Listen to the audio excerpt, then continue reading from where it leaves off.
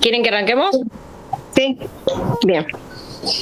Bueno, yo hice de alguna manera un recorrido que va por 3 textos de Freud.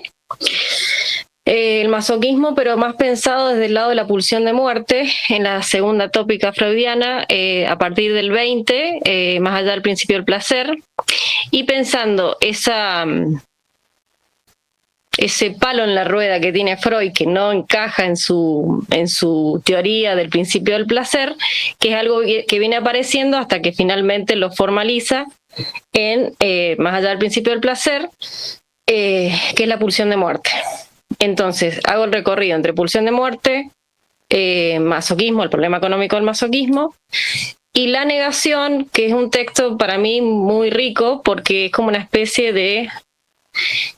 Me permite el salto al seminario 3, entendiendo la segunda tópica, la pulsión de muerte, y este elemento que va a ser como paradigmático para entender el goce en Lacan, la pulsión de muerte.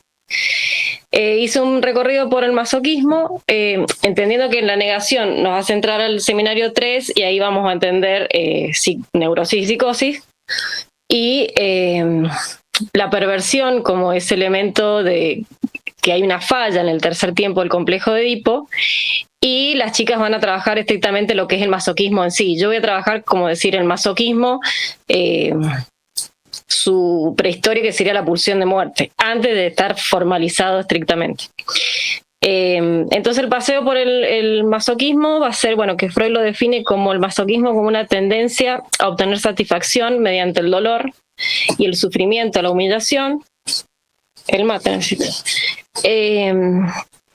Y el problema económico que plantea Freud ahí es que, según el modelo psicoanalítico, que sería que el aparato psíquico logra la homeostasis a partir del principio del placer, el displacer es bajar, lograr la homeostasis y evitar el aumento de displacer. El masoquismo va a contradecir ese principio, por lo cual aumenta el displacer y hay satisfacción en el sufrimiento. Sería un principio paradojal que lo va a trabajar Amalia. ¿Cómo es que le dice? No es anacronismo ni paradójico, ¿cómo le decía Amalia? ¿Qué lo dijo Roberto? ¿Cuál era la palabra? Aporía. La aporía, bien. Esa paradoja que se plantea en la obra de Freud, pensada acá como la pulsión de muerte y el masoquismo. ¿Qué tres tipos de masoquismos tenemos? Tenemos el masoquismo erógeno, que sería... todo lo erógeno en Freud es primario, es primordial, es mítico, no sabemos cuándo sucedió, pero es el dolor que se convierte en una fuente de excitación como placer sexual. Podríamos remitirlo a eso, a la experiencia de satisfacción y de dolor. Como es mítico, la experiencia de ese masoquismo erógeno hace que haya un masoquismo primario que no necesita de la dialéctica del sadomasoquismo. El masoquismo femenino es la adopción de una posición de pasividad, dependencia o sometimiento que Freud relaciona con las determinadas fantasías inconscientes. Sería como pegan a un niño o algo de ese orden, como ejemplo, ¿no? Masoquismo moral es la necesidad inconsciente de sufrir o ser castigado debido al sentimiento de culpa. No sé si todos han visto alguna vez la película esta 21 gramos de Iñárritu, director mexicano. No sé si la tienen, ¿la han visto? ¿No? ¿Alguien la vio, 21 gramos? Iñárritu, el que hizo Sí. Amores Perros. Sí, la vi. Bien. Ahí hay un personaje que lo encarna Benicio del Toro, que es un hombre que por accidente mata a una familia, a un padre y a 2 hijas, y él mismo se condena y necesita el sentimiento, el castigo, digamos, por ese sentimiento de culpa. Porque aparte el tipo era pastor, qué sé yo, y bueno, entra en un malestar que necesita el castigo para soportar lo que pasó, que fue una contingencia, pero el tipo no lo soporta. Hay un ejemplo. El masoquismo parece oponerse al principio del placer porque el dolor produce satisfacción. Freud explica esta aparente contradicción señalando que el placer puede surgir a partir de procesos inconscientes vinculados con las pulsiones. Bueno, el masoquismo puede ser primario, no solo consecuencia del sadismo, porque considera que existe un masoquismo originario ligado directamente a la pulsión de muerte. No todo masoquismo surge como un sadismo dirigido contra uno mismo, una parte es primaria. Acá aparece, como estamos en la segunda tópica, aparece la estructura superyoica, lo que en Lacan va a ser después el empuje al goce. Y superyo actúa acá como una instancia crítica y castigadora. Cuando es muy severo, genera sentimientos intensos de culpa y una necesidad inconsciente de recibir castigo, dando lugar al masoquismo moral.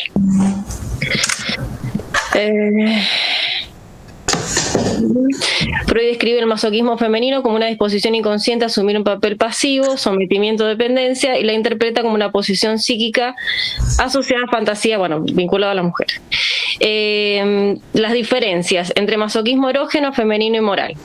El erógeno el dolor produce excitación y placer sexual. Traigo elementos de películas para que el imaginario nos mastique el simbólico.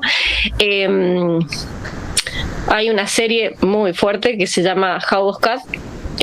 Trabaja este actorazo que lamentablemente perdió su carrera, Kevin Spacey, y hay una escena de un tipo que paga a una pareja prostituta, un hombre y una mujer, y tiene un acto sexual con una bolsa en la cabeza. Es decir, él le paga a ese trío, digamos, a esos dos, y en un momento del acto sexual la mujer le tiene que sacar la bolsa. Es decir, él logra la excitación a partir de la asfixia. Entonces, esto erógeno tiene que ver con la excitación que le genera el sufrimiento de no respirar.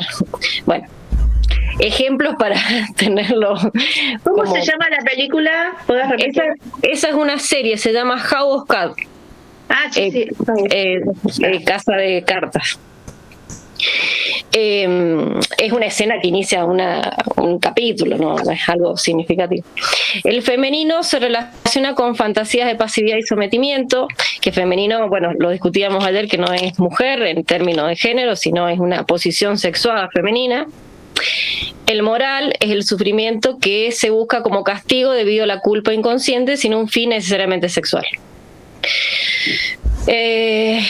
Freud propone que algunas conductas de sufrimiento, fracaso repetido o búsqueda de castigo no son completamente conscientes, responden a conflictos internos, sentimientos de culpa, y son las interacciones de pulsiones de vida y de muerte, entendiendo que pulsión de muerte tenemos los vivos nada más. Y esta teoría intenta explicar por qué algunas personas repiten experiencias dolorosas o mantienen conductas que parecen ir en contra de su propio bienestar.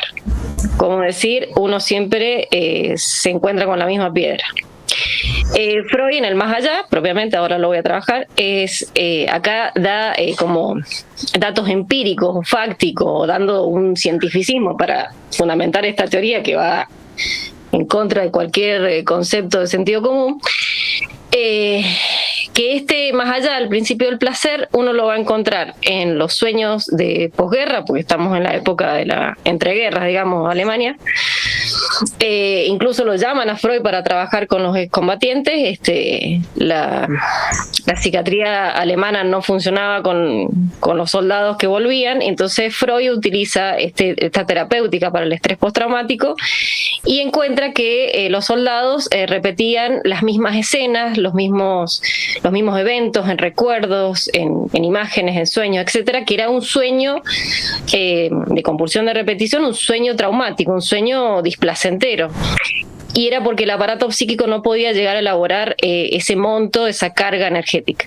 Entonces, el principio del placer y sus límites es que el principio del placer es la tendencia del aparato psíquico a buscar placer y evitar el displacer. Sería lo más obvio, ¿no? Sin embargo, como no hay obvio, Freud observa que existen experiencias como los traumas, la repetición y situaciones dolorosas que no pueden explicarse únicamente por este principio. Esta es la piedra de toque de Freud, digamos, para hacer este segundo modelo. No solamente como estructura, sino que aparece la pulsión de muerte.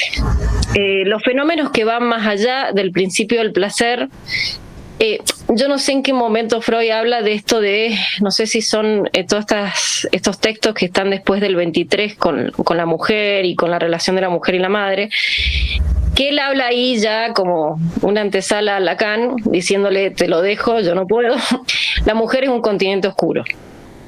Algo como que ya le hace como la piedra en el movimiento, en el camino que él tenía como aceitado, y esto le hace, digamos, se le frena el sistema. Los fenómenos que van más allá del principio del placer es que algunas personas repiten experiencias desagradables o traumáticas sin obtener placer de ellas. Esto demuestra que existen fuerzas psíquicas que no se rigen únicamente por la búsqueda del placer, lo que nosotros llamamos compulsión de repetición. La compulsión de repetición creo que es un concepto que ya lo traía Nietzsche, y los ejemplos que utiliza Freud ahí es que la compulsión de repetición es una tendencia inconsciente, la trabaja con su nietito, con el Fordá, los sueños de las personas traumatizadas, y la repetición de los conflictos en el establecimiento de la transferencia analítica, digamos, de la transferencia salvaje a la transferencia analítica. Entonces, la transferencia, el Fordá y los sueños de neurosis traumática son ejemplos de la compulsión de repetición que van más allá del principio del placer. El juego del Fordá, bueno, es este niño que lanza el carretel, que luego lo recupera, y que siente más placer en la pérdida del carretel que en el retorno, digamos. Como que al principio el juego se presentaba como un dominio sobre la madre, y en realidad hay una satisfacción en el padecimiento con la ausencia de la madre. Y aparece la repetición simbólica, que además de placer es también una forma de poder simbolizar eso que evidentemente no lo puede simbolizar. Freud explica la repetición de experiencias dolorosas, en tanto el inconsciente intenta elaborar o dominar esas experiencias. Hay que entender que ese momento, que como se ve en la clínica nodal, es como las crisis, ¿cómo se llaman? Las crisis catastróficas, son momentos instantes de que se rompe la estructura, digamos, de la realidad, un accidente, una situación de impacto, que de impacto no solamente hice el gesto del golpe, de la espontaneidad, no hay antesala, no hay preparación psíquica. Es decir, es como algo que disrumpe y perturba el aparato psíquico. Tanto el inconsciente intenta elaborar o dominar esa experiencia, la repetición no busca placer, sino resolver conflictos que no pudieron procesarse adecuadamente. Por eso la insistencia, ¿no? Por eso se repite, se repite, se repite.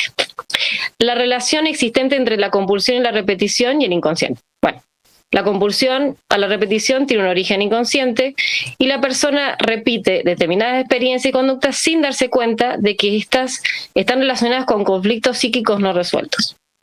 Ahí, no me acuerdo quién, va a trabajar el tema de la escena en términos del masoquismo, y esto tiene que ver con la escena. Ese momento, yo trabajé muchos años pericia, y el momento en el que la persona habla la experiencia traumática es una experiencia como en pausa de una película.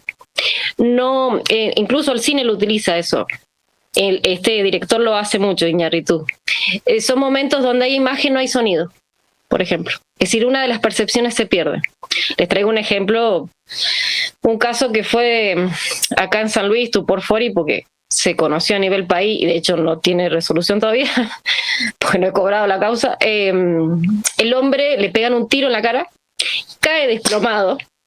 Es decir, fue uno de los buscados por el gobierno, ¿no? Y le dijeron, correte porque te la ponen. Efectivamente, pasó eso. El hombre cae desplomado, ¿no? Era como una especie de las manifestaciones, no sé si se acuerdan, hace muchos años acá en San Luis, habían 2 intendencias, 2 a la vez, de 2 gobiernos opuestos. Es decir, algo imposible, pero en San Luis sucedió. Este hombre era de una de las partes y venían como en una marcha, como distintos bloques de manifestantes, y venía un bloque de civiles sin uniforme de policía. Vinieron, le pegaron el tiro en la cara y el hombre se desploma. Y en el momento, cuando a mí me cuenta la experiencia, me dice, lo único que me enganchó a la realidad fue la gorra que se había caído al lado mío y una piedra. Gracias a eso volví a conectarme a la realidad. Es decir, es un momento catastrófico donde el mundo psíquico desaparece y hay que volver a agarrarse, ¿no?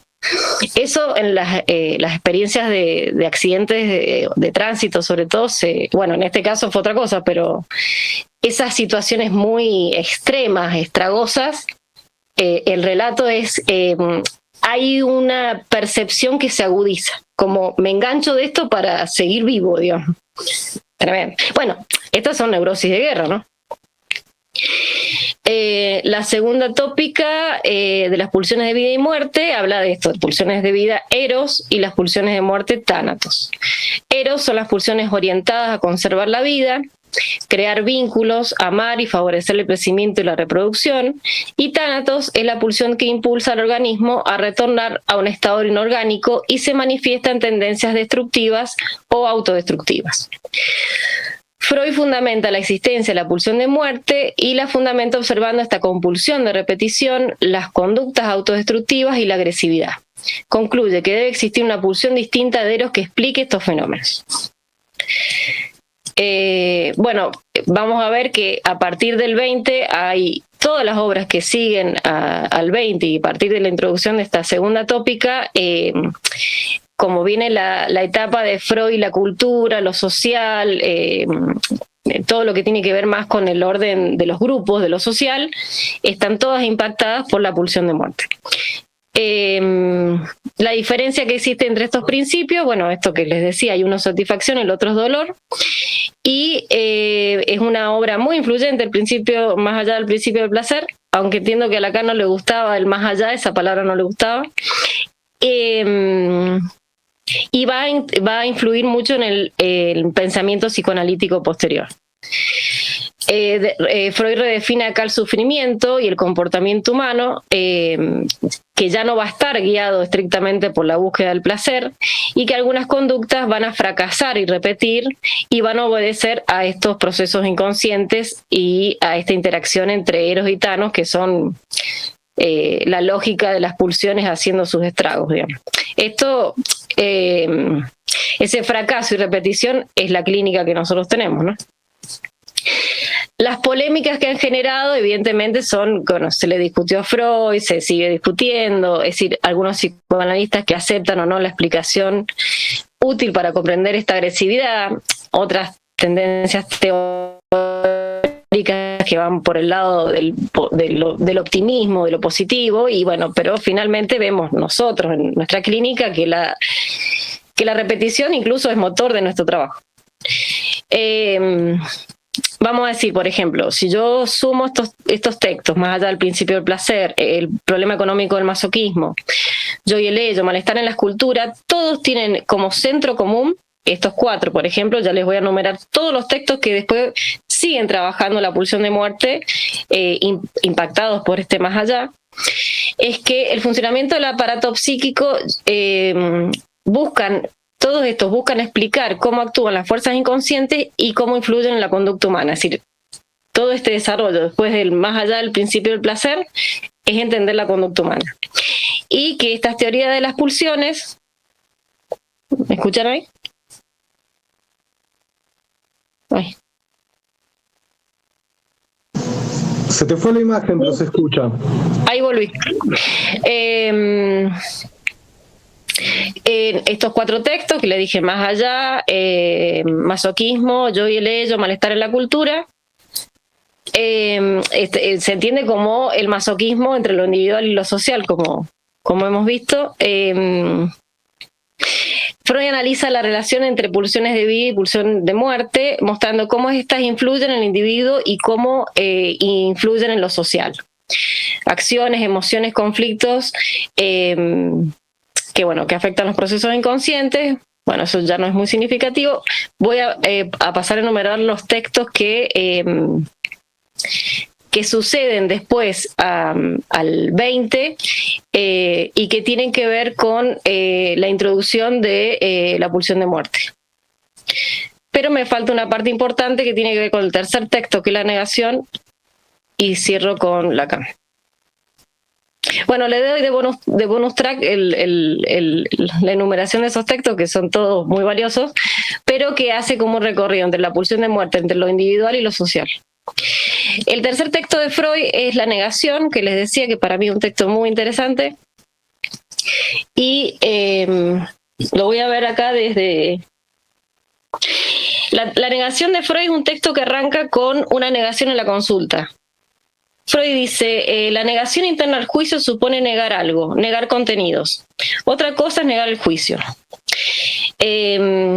Habla de un paciente cualquiera y dice, ¿quién sería la última persona que usted cree que soñó en el sueño? Mi madre. Bueno, mi madre. Una negación psicológica, digamos, psicoanalítica, es una afirmación. Entonces, ahí hago el recorrido entre la negación de Freud, que para que algo se niegue tiene que estar afirmado, la negación en Hippolyte y la negación en Lacan. ¿Qué hace Lacan con la negación de Freud? Es que la negación aparece cuando el contenido reprimido logra llegar a la conciencia, pero el sujeto lo rechaza verbalmente. No es mi madre. No vaya usted a creer que es mi madre, sería eso, porque no es una negación del juicio, como decir, no es una negación interna al juicio, decir yo no voy a ir al cine. No vaya usted a creer que yo dije eso. Esa negación es una formación del inconsciente también, es una negación, y tiene que ver con una resistencia del inconsciente que una de las chicas lo va a trabajar.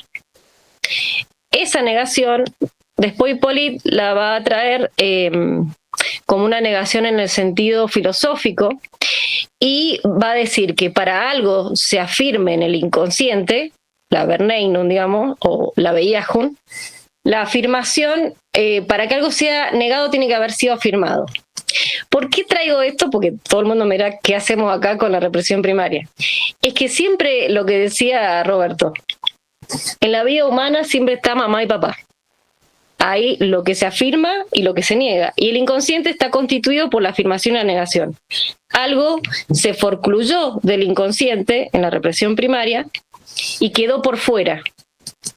Entonces Lacan, usando el concepto de Freud y de Hippolyte, incluso él hace una negación en el mismo seminario, tomo la palabra de Hippolyte, qué sé yo, y agradezco, no sé qué, como diciendo, qué bueno que no vino, así yo puedo decir lo otro.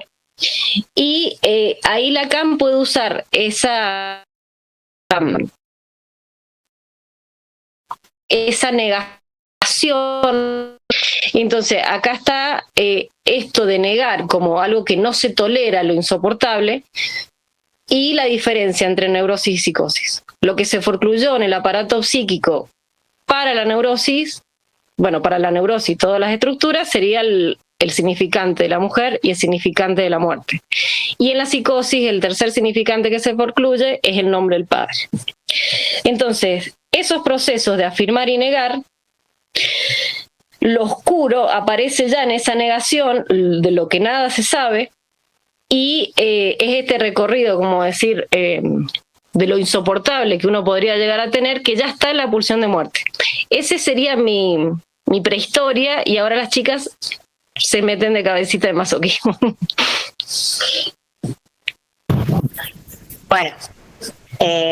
Bueno, nosotros vamos a empezar. Amalia, vos ibas a decir algo de Sabina. Sabina, la paciente de Jung. Sí, me parece muy interesante el caso de Sabina Spielrein, que fue la primera paciente de Jung, que la conoce en una institución psiquiátrica, se la diagnostica como una histeria grave y terminan teniendo un romance que de alguna manera era una mujer de 18, 19 años, y bueno, se arma un bolonqui bárbaro porque Freud es el que termina salvándole los trapos a Jung de alguna manera, porque era como era una muy mala fama que podía adquirir el psicoanálisis. Una mala praxis. Una mala praxis, claro, porque, digamos, tiene relaciones sexuales con ella, inclusive es su primer hombre,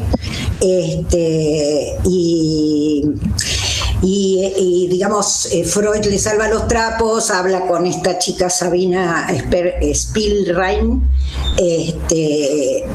y el devenir de esta mujer estudia, medicina, saco a los perros de acá.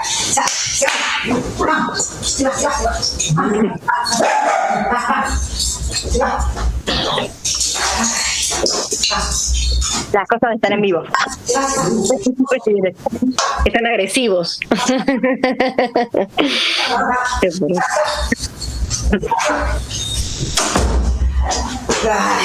Bueno, disculpen. Entonces, por esta mediación, esta chica termina estudiando medicina y es una de las primeras psicoanalistas en el grupo de psicoanalistas con Freud. Es muy interesante el caso porque es una chica que aparentemente era muy golpeada por su padre, y ella escribe, luego de toda esta experiencia, escribe como 30 obras, y escribe la destrucción como causa del devenir, ¿no? De alguna manera ella se interesa en los estudios de Weizmann, el que hablaba del plasma germinal y el contenido genético, no me acuerdo qué era. Incluso Freud la menciona en una de sus obras como alguien que había hecho un gran aporte a esta dualidad en donde la sexualidad queda como entrecruzada con la muerte, ¿no? Lo que a mí me había inicialmente, porque esto fue un desvío, me había interesado el tema de la aporía que se plantea con el complejo de castración, en donde quiero darles el concepto de aporía, que de alguna manera se trata de un problema en donde existen dos premisas, es un problema filosófico en donde existen dos premisas igualmente válidas, pero que constituyen como un sin salida, ¿no? Y esto estaría en relación a, digamos, lo que tiene que ver con la fase fálica, que la propuesta es castración, pero no como una disyunción, sino que es si una a la otra. O sea, el que lo tiene lo puede perder y la que no tiene o se lo quitaron o ya le va a crecer, digamos, ¿no? O un niño. Y de alguna manera lo que Lacan plantea frente a este dilema de la fase fálica es que hay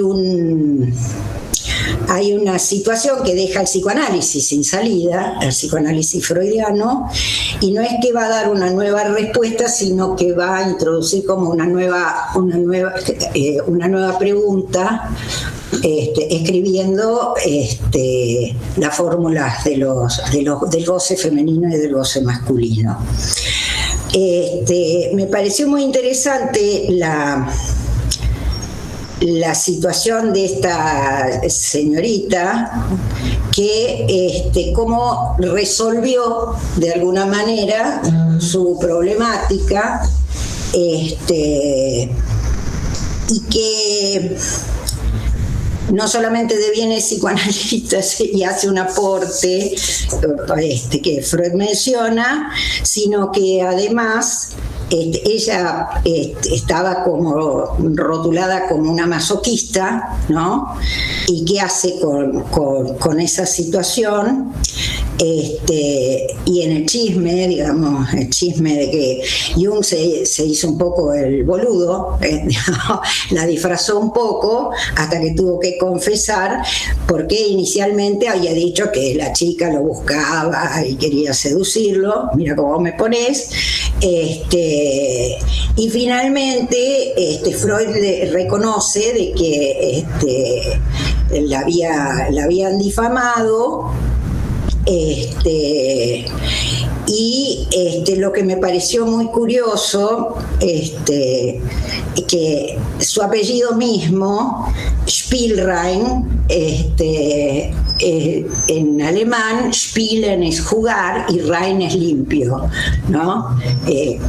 No pretendo hacer ningún comentario demasiado sesudo sobre el tema, pero me impactó mucho su apellido, que ella jugaba limpio, el que jugaba sucio era el otro, y siguió jugando limpio y resolvió, no sé, de alguna manera algo de esto. Como fue todo muy rápido, hice una lectura así, tipo ametralladora, y encontré un documento de un psicoanalista que hace todo un recorrido con el nombre del padre y la no sé qué. Bueno, no puedo decir más que esto, pero es interesante cómo de alguna manera en esta aporía que plantea la fase fálica, en sin salida, como si falo castración y si castración falo,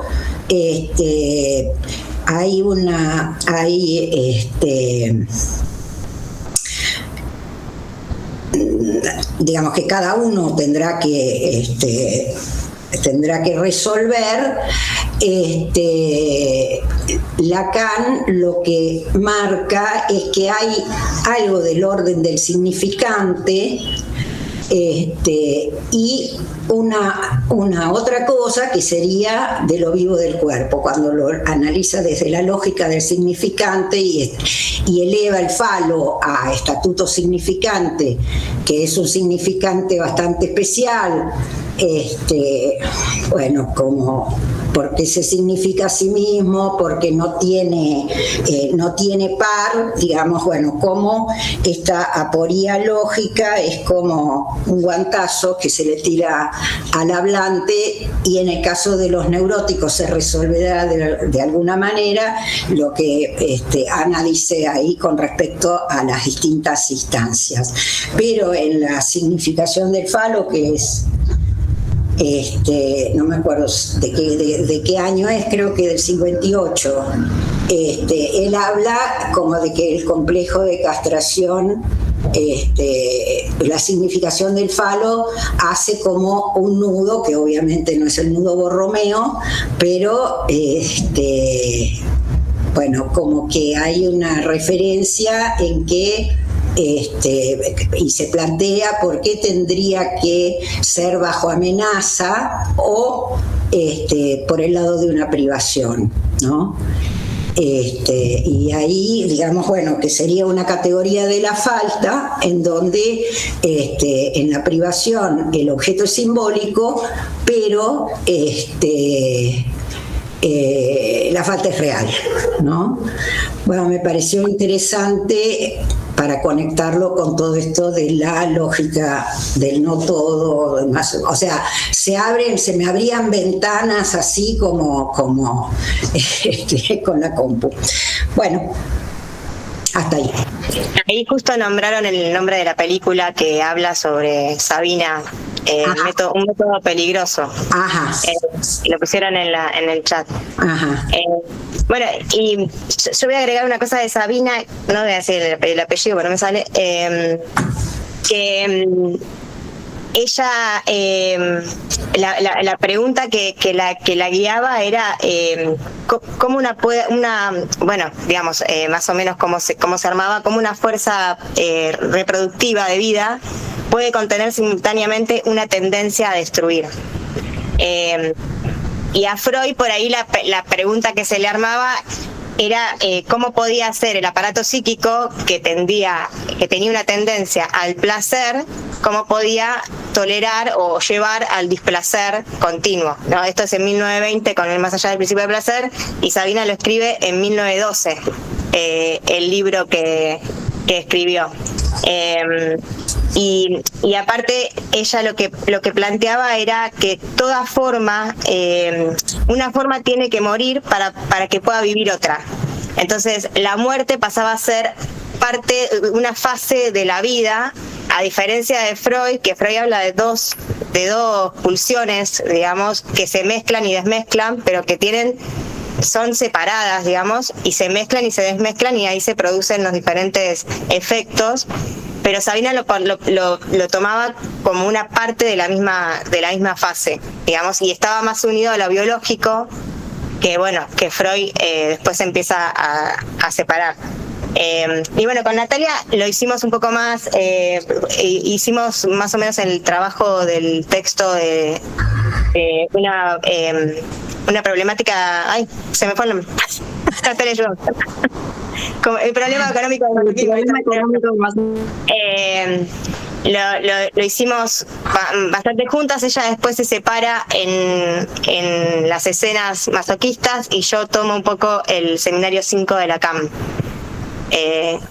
Así que, no sé, ¿querés empezar vos, Nati?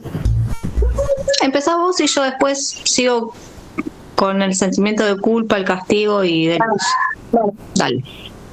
Bueno, más o menos igual lo estuve diciendo Ana. Freud empieza en 1905 con 3 ensayos, o sea, los antecedentes, digamos, del problema de masoquismo es 3 ensayos de la teoría sexual en 1905, Pulsiones y destinos de pulsión, 1915, Pegan a un niño en 1919, Sabina, digamos, también su libro, y después en 1919, que Pegan a un niño en 1923, saca El yo y el ello, y en 1924 aparece El problema económico del masoquismo. La diferencia que tiene el problema económico del masoquismo, a diferencia de los otros, es que para Freud el masoquismo hasta ese momento era como era el sadismo dirigido hacia afuera que retornaba al sujeto en forma de masoquismo. El masoquismo no o sea, era una segunda parte del sadismo. Con el problema económico del masoquismo, Freud empieza a plantear un masoquismo erógeno primario, que sería como la base que tiene los otros dos. Después está el femenino y el moral, pero ya empieza a plantear un masoquismo que arranca desde el momento primario, y ya no sería todo un sadismo primario, sino también un masoquismo. Este masoquismo estaría en el yo, haciendo lo que después Natalia va a hablar, que tiene que ver con el sentimiento inconsciente de culpa. Bueno, él empieza a plantearse, como dijo Ana, por el tema de la guerra, ve la neurosis de guerra que volvían los soldados, y empieza a no cerrarle el tema de que solo haya una pulsión de vida, porque veía cómo los soldados volvían una y otra vez, ya sea por síntomas o por sueños, a eso traumático de lo que supuestamente, si el aparato psíquico tenía solo placer, no tendría que tender a ir hacia ahí, y a partir de eso y bueno, de muchas cosas más, empieza a aparecer la pulsión de muerte, que esto es lo que habilita para poder pensar un masoquismo primario o erógeno. Bueno, seguí un poco vos porque después yo me voy para la cama. Vale. Bueno, venimos todas de los mismos, tomando los mismos textos, y yo voy a hablar un poco del sentimiento inconsciente de culpa, que Freud lo va a desarrollar, bueno, en 1923, en El yo y el ello, El problema económico del masoquismo en el 24, y en El malestar en la cultura en 1930. Y Freud va a decir que bueno, que una persona puede sentirse culpable sin saber de que se siente culpable, ¿no? Hay una culpa ahí que la persona no está advertida. No se trata de una culpa consciente por haber cometido una falta real, sino de un efecto inconsciente que surge del conflicto entre el yo y el superyo. El sujeto experimenta malestar, necesidad de castigo o de fracaso, pero desconoce el origen de su necesidad. Bueno, esto es lo que también Ana y Marina decían, de que es lo que Freud empieza a ver en su práctica, ¿no? Estas cuestiones, si se va deteniendo en el sentimiento inconsciente de culpa, que bueno, le lleva todos estos años después de desarrollarlo, pero lo que él empieza a notar en la práctica. Se origina en los deseos infantiles prohibidos, especialmente los deseos edípicos y las fantasías agresivas hacia las figuras parentales. La constitución del super-yo que interioriza las prohibiciones y las exigencias de los padres. El super-yo no castiga solamente las acciones, sino también los deseos y las fantasías. Bueno, algo súper resumido porque no, digamos, esto es uno de los conceptos. Después lo que Freud también veía era que eran pacientes que él notaba que tenían necesidad de castigo, ¿no? Junto con el sentimiento inconsciente de culpa aparecía la necesidad de castigo. Así que voy a hablar un poquito de castigo. El castigo no es simplemente una sanción externa, sino un fenómeno profundamente ligado a la vida psíquica, la culpa inconsciente y el conflicto entre las instancias del aparato psíquico. Su concepción del castigo va evolucionando en su obra, alcanzando la formulación máxima, más elaborada en el yo y el ello. El castigo como satisfacción de la culpa inconsciente. Freud sostiene que muchos pacientes necesitan ser castigados sin estar ellos advertidos. No porque hayan cometido una falta, como había dicho antes, sino porque existe una culpa que ellos no saben. La culpa precede al castigo. Entonces el sujeto se siente culpable y luego encuentra situaciones o las genera para ser castigado, para aliviar esa tensión. Por eso Freud afirma que en muchos casos el castigo no responde al delito, sino que el delito puede ser cometido para obtener el castigo. Acá me acordé de un paciente trabajando esto, que bueno, lo atendí un tiempo, traía una psoriasis muy profunda, muy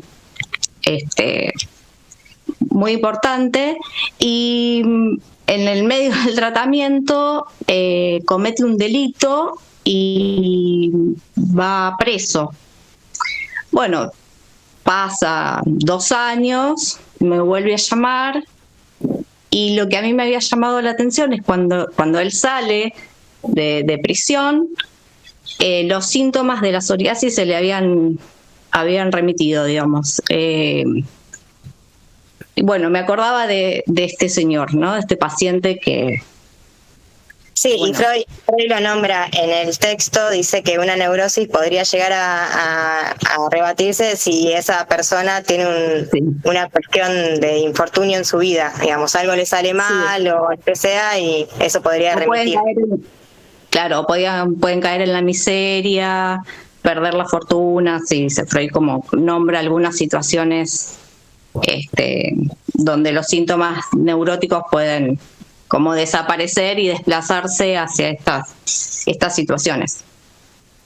Bueno, yo me acordé de este paciente de hace muchos años. Bueno, en el papel del super-yo también encontramos el castigo. El castigo como el super-yo, como la interiorización de las figuras parentales, de las prohibiciones, actúa como un juez interno y observa, critica y condena al yo. Cuando el yo no alcanza el ideal impuesto por el super-yo, aparecen los sentimientos de culpa. Aparecen también los autorreproches, la necesidad de expiación y búsqueda inconsciente de castigo. Así el castigo puede prevenir del exterior, pero su verdadera fuente es el conflicto interno entre el yo y el super-yo. En el masoquismo moral, el sujeto no busca el dolor físico, sino el sufrimiento en la vida cotidiana. Puede repetir fracasos, elegir vínculos destructivos, sabotear sus logros, colocarse una y otra vez en situaciones de humillación. lo que se satisface no es el dolor en sí, sino la necesidad inconsciente de recibir un castigo que colme la exigencia del super yo. El castigo y la pulsión de muerte. Freud relaciona el masoquismo con la pulsión de muerte. Inicialmente la pulsión de muerte se dirigía hacia el exterior en forma de agresividad, sin embargo una parte de la agresividad retorna contra el propio sujeto. Cuando esto ocurre, el individuo se convierte en objeto de su propia agresión. El castigo constituye una de las formas en que esa agresión vuelta hacia el yo encuentra satisfacción. Bueno, y por último tenemos las fantasías en el texto de Pegan un niño, que también ahí Freud explica cómo en qué lugares se va poniendo el sujeto para recibir el castigo, ¿no? Y estas cuestiones edípicas, donde el padre queda desplazado, quedar en el lugar del padre y ser violentado por la madre. Bueno, todo este juego de fantasías que se dan en ese texto. Y después, el castigo también en el texto del malestar en la cultura, donde, bueno, el super yo con las exigencias culturales empieza a ser más exigente, más castigador, y el sujeto empieza a sentirse más culpable por no llegar a esos ideales que la cultura impone. Mari, ¿querés seguir? Sí, no, yo tomo 2 citas, después me van a servir para ir a la CAM. Tomo 2 citas textuales del texto de Freud. Una es: el verdadero masoquista ofrece su mejilla toda vez que se presenta la oportunidad de recibir una bofetada, que está en la página 171.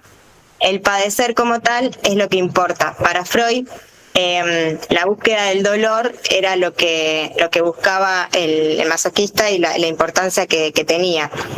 Y tomo 2 citas también de pacientes para mostrar que el masoquismo lo que marcaba no era solo, digamos, que el otro me dé una bofetada, también la bofetada podía venir de uno mismo.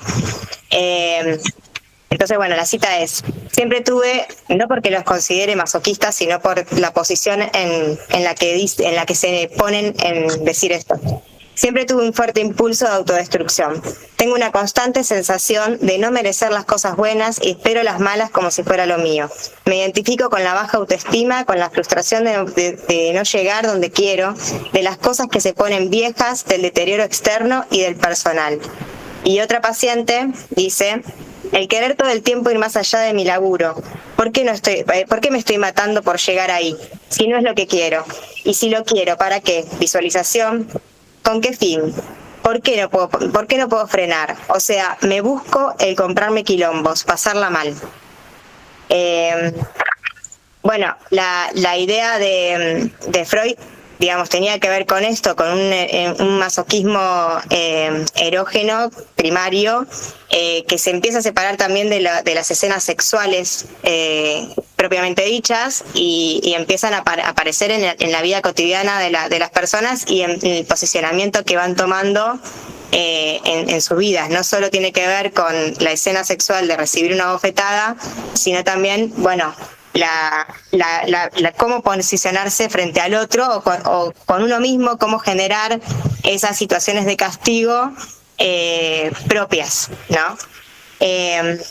Bueno, yo después de esto me empecé a preguntar dónde podía llegar a encontrar la primera mención en la CAM de este texto, no del masoquismo, sino del texto, del problema económico del masoquismo.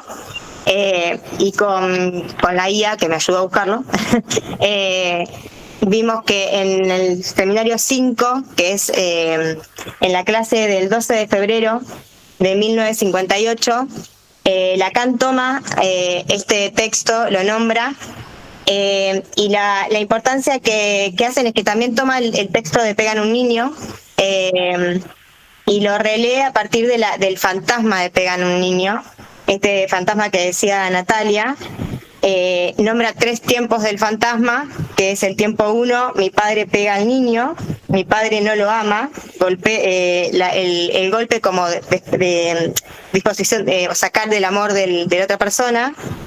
El segundo tiempo del fantasma, mi padre me pega. Este tiempo no es recordado. ¿Pusiste algo, Ana? Sí, el texto que trabaja es Eric Laurent de las posiciones femeninas del ser. Masoquismo femenino. No, ¿cómo? No te entendí. El texto de Eric Laurent que dice posiciones. También trabaja eso.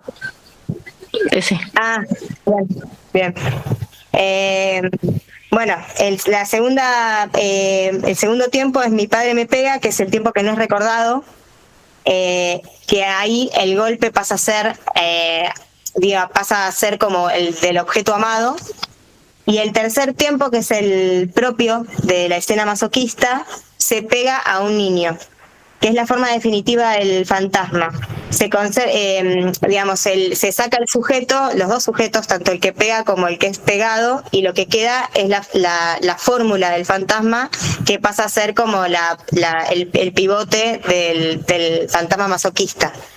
Y una de las cosas importantes que habla en este texto Lacan, y que se diferencia de Freud, es que para Freud justamente la importancia era el dolor, y para Lacan es la transformación significante de una escena, que va a ser el fantasma el que soporta la escena, y como un objeto, como por ejemplo el látigo, pasa a ser el que condensa lo que es la significación de la escena, y ya no es solamente un objeto, sino que es un condensador del fantasma masoquista. Entonces él sale de lo que tiene que ver con el dolor y empieza a decir, no es el dolor el que buscan, sino la escena. Y bueno, y otra cosa que también empieza a modificar es justamente el masoquismo femenino, que si bien Freud no lo nombraba específicamente para la mujer, pero Lacan sigue con la diferenciación en el masoquismo femenino en relación con Freud, diferenciándolo y sacándolo de lo que tenía que ver con algo femenino, como mujer, digamos, como digamos, más que una posición de estar obedeciendo, y no por el género de la persona. Bueno, Nati, ¿no? Bueno, yo seguí a partir de lo que hablaba anteriormente, hice una articulación entre el saber del goce en Lacan, el masoquismo en Freud y la lectura de Luz, lo frío y lo cruel. Se los leo, no es tan largo. La articulación entre el saber del goce en Lacan, el masoquismo y la lectura de Deleuze permite comprender que el sufrimiento nunca es solo sufrimiento, siempre está sostenido por una forma singular del goce. Freud, en el problema económico del masoquismo, nos dice que el sujeto puede obtener satisfacción en el dolor. Esa satisfacción no responde al principio de placer, sino a la compulsión a la repetición y a la pulsión de muerte. El masoquista no busca únicamente sufrir, encuentra en ese sufrimiento una satisfacción inconsciente. Lacan retoma esta idea y da un paso más, afirma que esa satisfacción no es un accidente, sino una modalidad de goce. El sujeto posee un saber inconsciente sobre cómo gozar. No es un saber intelectual, sino un saber escrito en el cuerpo, en el síntoma y en la repetición. Por eso alguien puede decir conscientemente que quiere dejar de sufrir y sin embargo repite siempre el mismo tipo de vínculo o la misma posición subjetiva. El inconsciente sabe cómo producir el goce. En este punto, el masoquismo puede entenderse como una modalidad de ese saber de goce. El sujeto organiza escenas, elecciones y síntomas que le permiten sostener una forma particular de satisfacción, aunque esto implique dolor, humillación o pérdida. Deleuze sostiene que el masoquismo no consiste simplemente en disfrutar del dolor. Lo esencial es la construcción de un dispositivo que él llama el contrato, en donde hay esperas, donde hay suspenso, donde hay rituales y la figura de una mujer fría. El castigo tiene un valor porque forma parte de una escena cuidadosamente organizada. El goce proviene de esa estructura simbólica, no del dolor físico en sí mismo. Desde nuestra lectura lacaniana podemos decir que ese ritual masoquista constituye un saber hacer con el goce. El sujeto inventa una forma de organizar aquello que lo hace gozar. El contrato descrito por Deleuze puede pensarse como una manera de localizar y regular el goce, mientras que para Lacan el síntoma cumple una función semejante. Es la solución singular que cada sujeto encuentra para tratar su goce. Voy a hablar un poquito de la importancia de la escena de la que habla Deleuze. El masoquismo no busca el dolor en sí mismo, sino que organiza elementos, hace contratos para obtener ese goce. Entonces, no hay un goce caótico, sino que hay un goce cuidadosamente organizado, preparado también. Le da un sentido simbólico al castigo. El castigo no vale por el dolor que produce, sino por el lugar que ocupa dentro del ritual. Permite sostener una fantasía. La escena crea un mundo donde el deseo puede desplegarse según las reglas precisas. Para Lacan puede decirse que esa escena es una manera de poner en acto un saber sobre el goce. El sujeto, sin conocerlo conscientemente, sabe cómo construir las condiciones para volver a encontrar siempre la misma modalidad de satisfacción.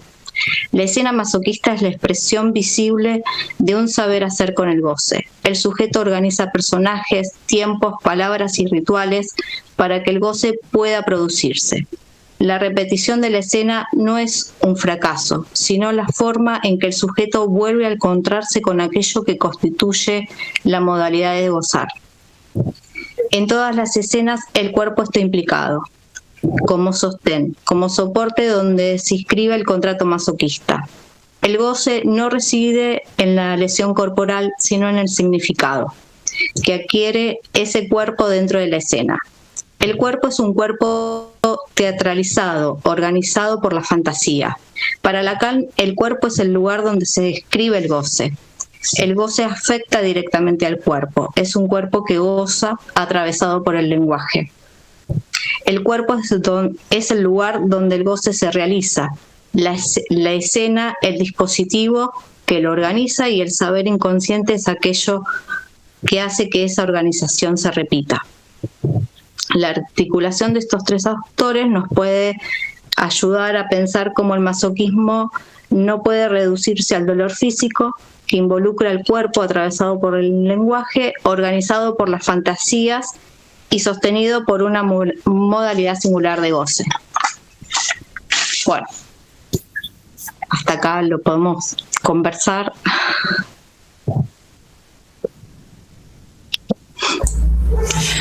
Ahí en esto que comentás, me parece esta atribución al masoquismo femenino, digamos, si pensamos que no habría campo del psicoanálisis sin el complejo de castración, sería una manera de resolver algo que falta vía privación, vía castración, vía frustración, pero constituyendo la falta en falta moral, ¿no? que quedaría como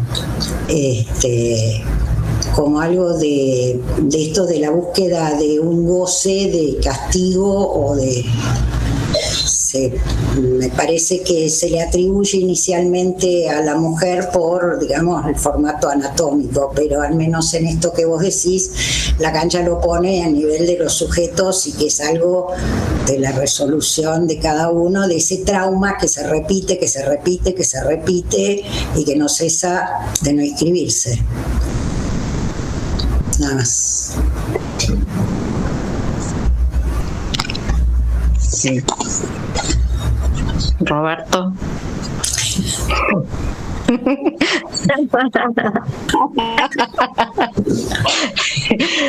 Nada para decir.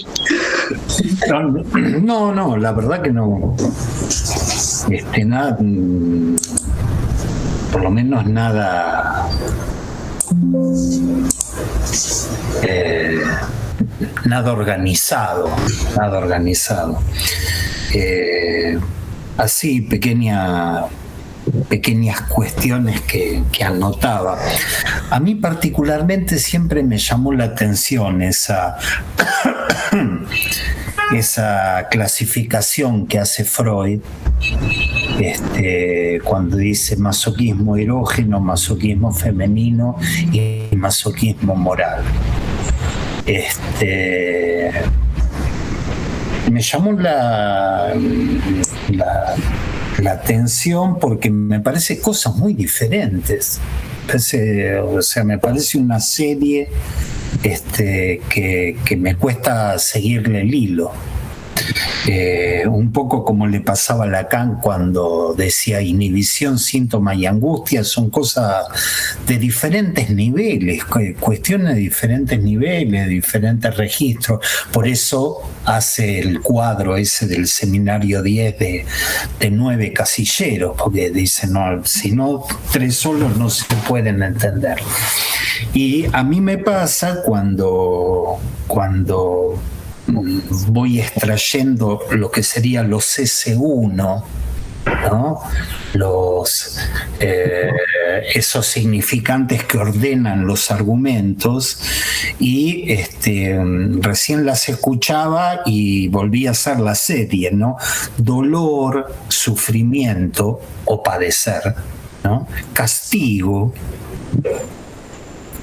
repetición, ¿no? Repetición de lo displacentero.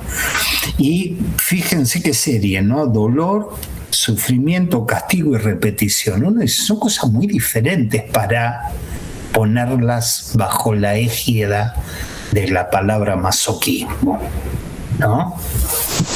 Que lo sacó de Krafft-Ebing, que es el que había hecho la clasificación de las desviaciones, de las perversiones, ¿no? Entonces, me parece que se justifica el revuelo que algunas mujeres armaron en el psicoanálisis. El revuelo que armaron en la historia del psicoanálisis.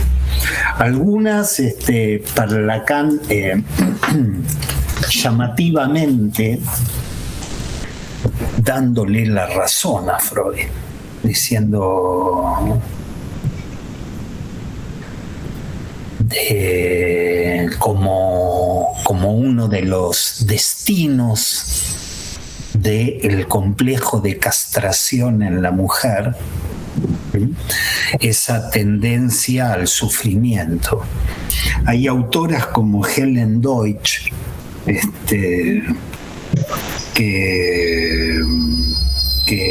que han hecho toda una obra. Estaba mirando ciertas mujeres. De vez en cuando está bueno leer a psicoanalistas mujeres de aquella época, ¿no? Luego Andrea Salomé, Helen Deutsch, Marie Bonaparte, Josine Müller, que son autoras que pusieron el tema del masoquismo en la mujer en primer plano, y siempre en relación al complejo de castración. Por eso al principio me costó ubicarme, Amalia, cuando vos traías el falo y la castración, y ponías alguna cuestión que tenía que ver masoquista, del masoquismo moral por el lado de la falta. Y al principio me costó ubicarlo, ¿sí? Lacan lo hace varias veces, porque la palabra faute en francés es falta y también es culpa. Entonces muchas veces explicaba la culpa del masoquismo moral en relación a la falta. Y después me di cuenta que lo que vos estabas diciendo era de alguna manera, lo decías lacanianamente, cosas que muchas colegas mujeres de aquella época decían, ¿no? En relación a la falta. A mí, Sabina Spielrein, así se pronuncia, Spielrein, siempre me pareció, entre muchas mujeres de aquella época, pero me pareció una figura interesante, primero porque se comió el garrón que se comió, ¿no? En esa época era bastante habitual. Freud tenía bastantes líos con sus discípulos para que no terminen cogiendo con las pacientes. Tenía líos, es más, muchos de esos líos le ayudaron a pensar algunas cosas propias del psicoanálisis. Entonces, no recuerdo si era con Jung o con algún otro que no lo quiero nombrar por si me estoy equivocando, para no ensuciar su memoria. Entonces Freud tironeaba para que se quede con la esposa y no con la joven amante. Pero Sabina lo que trajo es ella es una precursora del más allá del principio del placer, por lo tanto es una precursora de las temáticas del goce.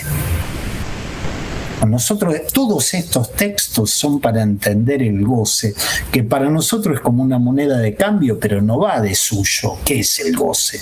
Cuando alguien nos pregunta ¿qué es el goce? Y si es como una satisfacción, pero que va más allá del principio del placer, ¿no? Venimos trabajando esta temática que es tan difícil. Pues si no fuese difícil, Lacan no habría cambiado de tantos paradigmas para explicar lo que es el goce, ¿no? Para explicar lo que es la satisfacción de la pulsión. Tantas ideas. Sabina es una precursora, no es que postuló la pulsión de muerte, pero sí postuló una tendencia autodestructiva, ¿no? La pulsión sexual no busca únicamente placer, contiene una tendencia autodestructiva. Y ella ponía esto en el plano del amor también.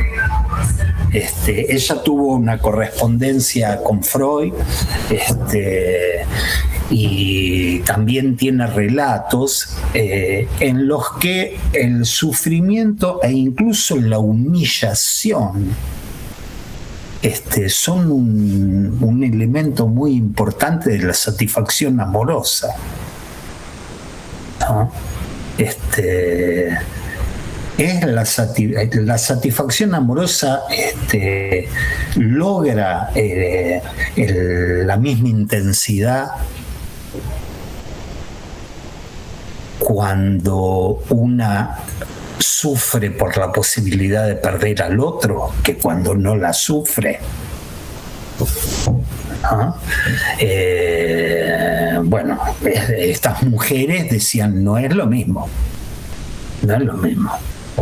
El sufrimiento de alguna manera forma parte de la satisfacción amorosa. Y para Sabina, yo había notado algunas cosas, pero incluso hasta la humillación. ¿no? La humillación y el deseo están estrechamente entrelazados. ¿sí? Por eso ella decía que el acto sexual en una mujer despierta simultáneamente placer, miedo, resistencia y angustia. En 1912, cuando los varones psicoanalíticos estaban en sus aventuras fálicas, esta mina hacía escuchar algo, decía, ¿no?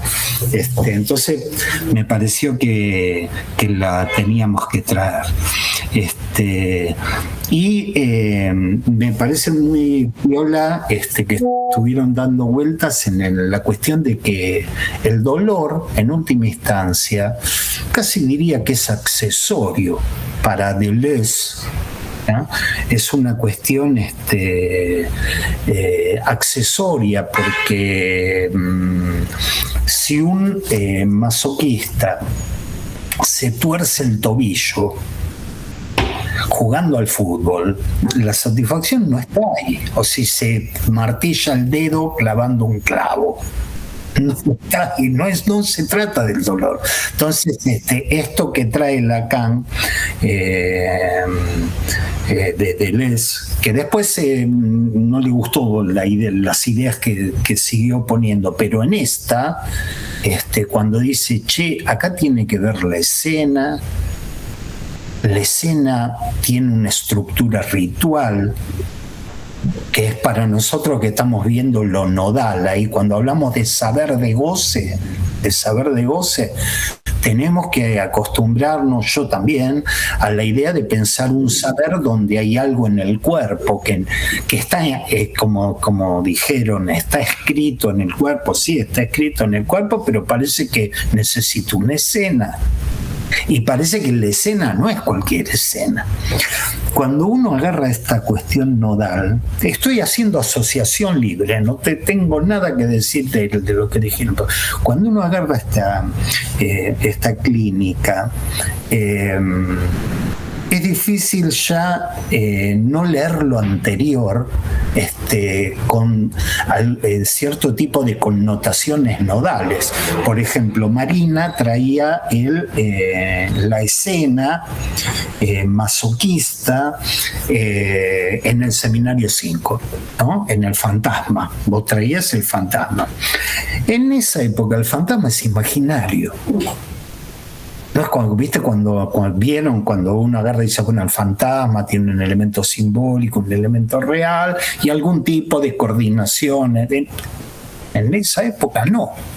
Y sin embargo, Lacan le daba una importancia a eso imaginario. No parece ser ese imaginario que es un orden determinado y encubridor. Cuando pone el fantasma en el grafo, en el Seminario 5, el fantasma es imaginario y sin embargo tiene un rol que 16 años después uno va a decir, sí, es muy importante la escena. Caramba, sí es muy importante. Caramba, si no es importante un elemento que, ¿cómo es que dijiste? Condensa una significación. ¿Sí? Condensa. Yo me reía recién porque los escuchaba y justo me entró por el WhatsApp, no sé cómo se llama, stickers, un sticker del grupo de fútbol por alguien que dijo algo, entonces le subieron un sticker de una pollera, ¿no? Sos un pollera, y un sticker de un cinturón, ¿no? Como te tienen, que agarraba y decía, parece, si yo fuese paranoico, diría, hay una asociación mundial que está viendo dónde estoy yo y me está mandando cosas de las que están trabajando ustedes. Y sí, una pollera o el cinturón, ¿no? Como pollerudo, mirá cómo te tienen con el cinturón, ¿sí? Sí, a mí me llamó la atención porque en el seminario 5 él habla de que pasa todo, deja de ser algo pulsional para pasar por el significante, y después habla de la escena del fantasma. Entonces, si vienes en el seminario 5, ya hay, digamos, está el fantasma, el significante y la pulsión. Es difícil, una vez que uno lee lo último, es difícil no leer lo anterior a partir de eso, ¿no? Entonces, sí. O sea, no tengo preguntas.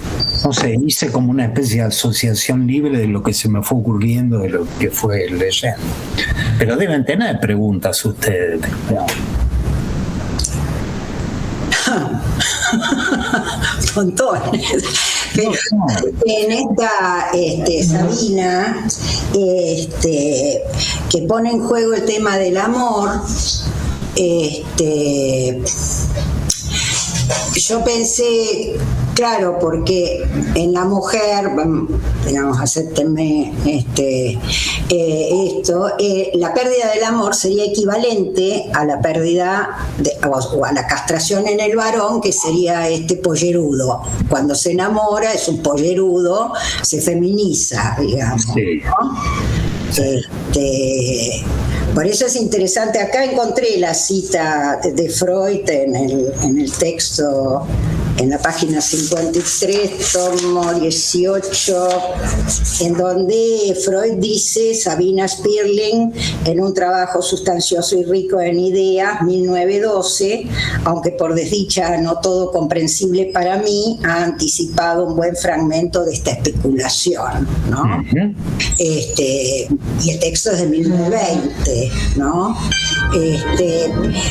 Me parece que, digamos, en lo real anatómico pareciera, porque también hubo como muchas discusiones con respecto al super-yo femenino, que en un momento medio machirulo Freud dice, bueno, las mujeres tienen un super-yo más laxo, entra diciendo de que hay un descalce entre el Edipo femenino y masculino, y después lo pone como que todo lo mismo, ¿no? Cuando de alguna manera puede ser que el super-yo femenino sea más cruel, digamos, tomando en cuenta el apego de la mujer a su primer objeto de amor, que es la que desempeña la función de madre, ¿no? Como que todo esto ha marcado tanta controversia, por eso me parecía muy piola esta frase que dice: sin complejo de castración no habría campo del psicoanálisis, ¿no? Que ahí se arma un bolonqui y, bueno, hace lo que puedas, digamos, con eso, ¿no? Porque en definitiva hay algo del goce singular de cada hablante, ¿no?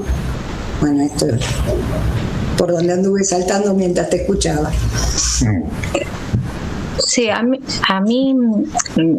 Roberto, lo que me hacía pensar esto cuando leía a Deleuze, esto de lo articulaba con la clínica, ¿no? Esto del contrato y los rituales, lo que los pacientes van armando, porque generalmente son pacientes que vienen en posición de víctima de lo que a mí me pasa, ¿no? Lo que me hizo, ¿no? Lo que me hace el otro, esas posiciones. Lo leí así como lo pensaba ahora mientras también lo charlábamos, de cómo ir viendo estas cuestiones, ¿no? De escuchar, bueno, cómo llega ese sujeto a esa posición, y un poco ahí toca la responsabilidad del sujeto, ¿no? Como, bueno, no es culpa de fulano, de mengano, no sé, perdiste guita, perdés esto, perdés la pareja, Pero sos un pobrecito. Sí, yo sigo charlando, esto no es respuesta, es charlar. Sí, voy pensando igual cosas. Vamos charlando. Con esa cosa tan paradójica de lo que es la responsabilidad subjetiva. Es una cosa paradójica, porque alguien podría decir, che, me tengo que hacer responsable porque eso armó este nudo. No es que yo lo armé, entonces me tengo que hacer cargo. Digamos, eso sabe, ¿sí? Eso hizo el nudo. Ahora Lacan dice, bueno, ahora hay que hacerlo de nuevo, il faut le faire, hay que hacer el nudo, pero uno se tiene que hacer responsable de eso. Traigo esto porque todos hacemos contratos como Sacher-Masoch. Lo que pasa es que Sacher-Masoch lo sabía. Entonces agarraba y decía, bueno, vamos a hacer este contrato, firmame acá, firmame allá. El tema es que uno, como neurótico, en las transferencias salvajes, hace contratos que uno no sabe lo que está firmando, ni siquiera sabe lo que uno está pidiendo. Y muchas veces uno está pidiendo, haceme sufrir, pero no de cualquier manera, haceme sufrir bien. Si es que uno cree que existe un masoquismo originario, si es que la posición masoquista es originaria en el ser hablante, uno al otro le está diciendo, mirá, haceme sufrir bien, no le dice me vas a pegar y te vas a vestir así, pero de alguna manera le dice, mirá, me vas a hacer emocionar, me vas a hacer ilusionar, pero de vez en cuando me vas a hacer llorar de bronca y de todo, y tiene, entonces como si uno lo escribiese. Eso. Anda a ser responsabilizarse. Cuando uno dice responsabilizar, anda que te digan, sí, soy yo el que firmó este contrato donde este hijo de puta hace esto y sé que se mete con la computadora y hace, anda a ser, no es tiene estas paradojas, asumirse como alguien que hace contratos no explícitos, ¿no? Tácitos, implícitos, para que el otro te haga sufrir. No mucho, pero algo hacerme sufrir, porque si no me aburro. Es esto, si no es principio el placer.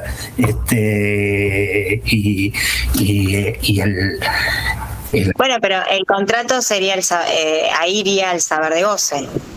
Digamos, o sea, sí. Masoch, lo que tenía por ahí era un saber de goce. Sí, sí, es un saber de goce, y Masoch de alguna manera se la arregló para ponerlo en un contrato, para ponerlo en contrato. Nosotros no nos arreglamos. Tal vez cuando conocemos bien el contrato es porque el psicoanálisis ha avanzado lo suficiente como para que uno sepa qué contrato le está pidiendo firmar al otro. Y como uno no lo sabe, es que se producen estos malentendidos. En el campo de la transferencia, como en el campo del lenguaje, se vive en la dimensión del malentendido. Yo lo escucho constantemente en las relaciones de pareja, cuando uno dice, pero si vos sabías que yo era así, no, yo pensé que vos no eras así. Bueno, ha habido acá un malentendido. No, uno lo dice irónicamente, ha habido acá un malentendido. Sí, malentendido fecundo, tenemos 3 hijos y sí, malentendido con la cosa. Mirá cuánta fecundidad hubo en ese malentendido. Entonces, sí, es un saber de goce sin sujeto, pero que uno lo pone en un contrato tácito con ese otro que tampoco sabe qué contrato está firmando. Esto está en las primeras clases del seminario de la angustia. cuando Lacan hace unas pequeñas fórmulas de cómo entra el neurótico en relación con el otro. No sabe como qué objeto entra, y entra con otro que no sabe en qué lugar lo están poniendo. Estas cositas de la psicopatología del amor. Sí, y es interesante porque de alguna manera yo no te puedo, yo no soy así, mirá lo que hago, no digo palabras de amor ni te escribo un poema. Bueno, mentime, aunque sea un poco, digamos, ¿no? Sí. Como algo ahí de... Porque Sacher-Masoch la tiene clara, de vos ponete el tapadito de piel y entonces, digamos, como que está bien situado, digamos, ¿no? Sí. Pasate de mucamita y entonces puedo, como el que hacías referencia en la película de Fellini, ¿no? Sí.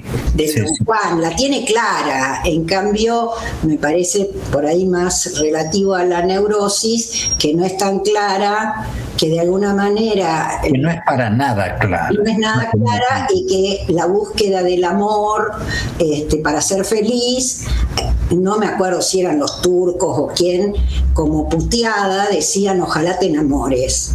Ahí vas a saber, digamos, de qué se trata, ¿no? Claro, porque faltaría el amor en Masoch. Claro, sí, no sé cómo la resolvió, pero la tenía muy clara, o sea, era bien... Sería más una cuestión de amor. Claro, no está el amor, que por ahí, digamos, genera un poco de enigma. Ajá. O sea, me parece, no lo terminé de leer. Pero me parecía interesante en esto de la propuesta en la aporía fálica, que el aparato no la soporta y se cinde entre consciente e inconsciente, estalla, digamos, ¿no? Y lo que quedaría del lado del inconsciente es una cosa, y la conciencia puede decir: ay, yo soy una mujer hecha para el amor y qué sé yo, y andás a ver, ¿no?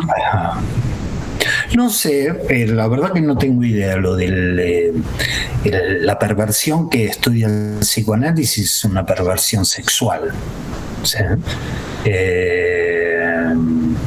Tal vez por fuera de su acto perverso,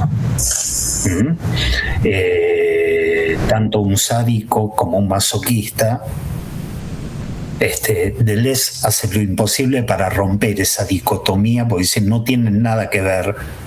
Nosotros los juntamos porque parece que a uno le gusta que le peguen, y a otro le gusta pegar, pero no son cosas equivalentes para nada. Es más, tienen la idea de que se aburriría un sádico si conoce a un masoquista. No engancharían. Pero decía, tal vez en su acto perverso tiene esta lucidez que le enseñó a Lacan. Lacan sacó mucho de la perversión, oponiéndolo a la neurosis, y también para pensar el final de análisis, porque tenían esta lucidez. Dice, si el neurótico pudiese agarrar algo de esta lucidez, pero tal vez el perverso, más allá de su acto perverso, en otra dimensión se enamore. No creo, tal vez, pero no sé por qué lo digo, pero en algún lugar, me parece que de algún lugar lo saqué, que el amor tenga el mismo lugar o la misma lógica que puede tener en los neuróticos como dimensión de encubrimiento. Pues el amor tiene, entre las cosas que tiene una que es una dimensión encubridora, que permite esto de vivir en el malentendido, ¿no? No es lo único del amor, ¿no? Y algo real también. Bien, yo les agradezco. Paula. Perdón, se me ocurrió una cosa. Quería preguntarle, Marina, vos en un momento hablaste de pegan a un niño, ¿no? ¿Puede ser que en el último tiempo está como que no es como que me parece que es sobre los que le pegan a los otros niños, o sea que pueden ser varios, puede ser uno, pero también puede ser varios. Varios, porque se le sacan los sujetos. Ah, bueno, porque la frase queda se pega a un niño, pero tomado como que puede ser cualquier niño.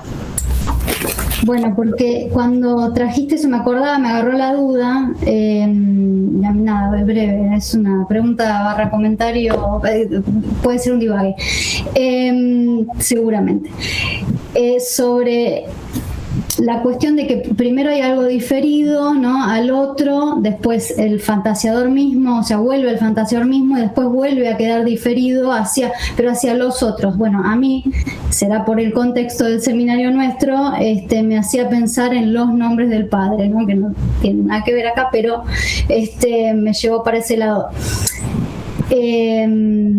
Quiero aclarar sobre lo que también comentó Natalia respecto de las coyunturas clínicas. Yo justo estoy recibiendo algunos pacientes con inhibiciones, o sea, al revés, ¿no?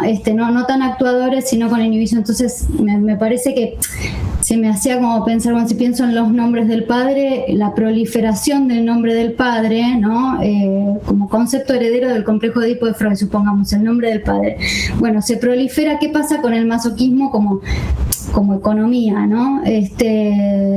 Sigue ahí funcionando. ¿De qué forma?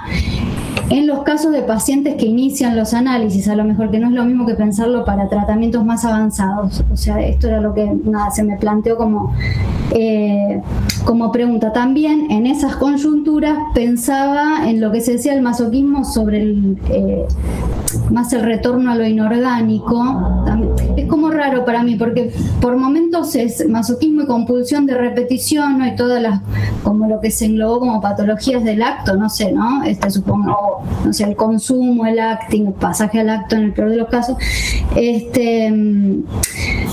Pero ahora será por esto de las inhibiciones, me quedaba más en la parte del retorno a lo inorgánico, como algo más autoerótico, no me acordaba del narcisismo.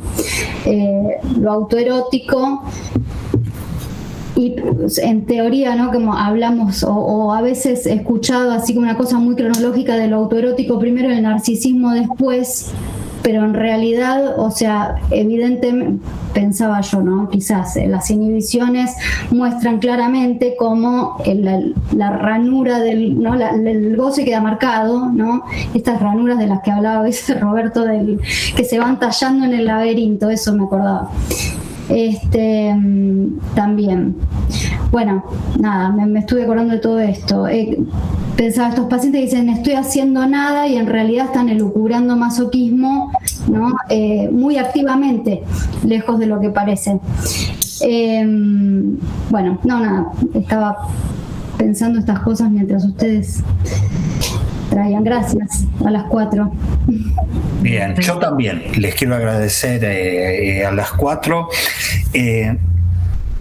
Una cuestión de satisfacción personal. Me encanta cuando escucho a alguien que dice nuestro seminario. Me encanta. Espero que haya más quintos miércoles y que, bueno, creo que a algunos de ustedes les he comentado, tengo pensado y tengo hablado ya con gente de otro seminario, hacer una especie de jornada interseminario para fin de año, así que todo lo que se pueda trabajar, alguno quiera trabajar para después armar algo más grande, será enormemente bienvenido. Así que bueno, les agradezco y nos vemos, me parece que en 15 días, creo, ¿no? Con el 21, en 15 días. Les mando un beso. Chao, chao. Yo me voy. Ustedes pueden seguir. Eso. Chao, chao. Chao, chao. Gracias. Chao. Gracias. Chao.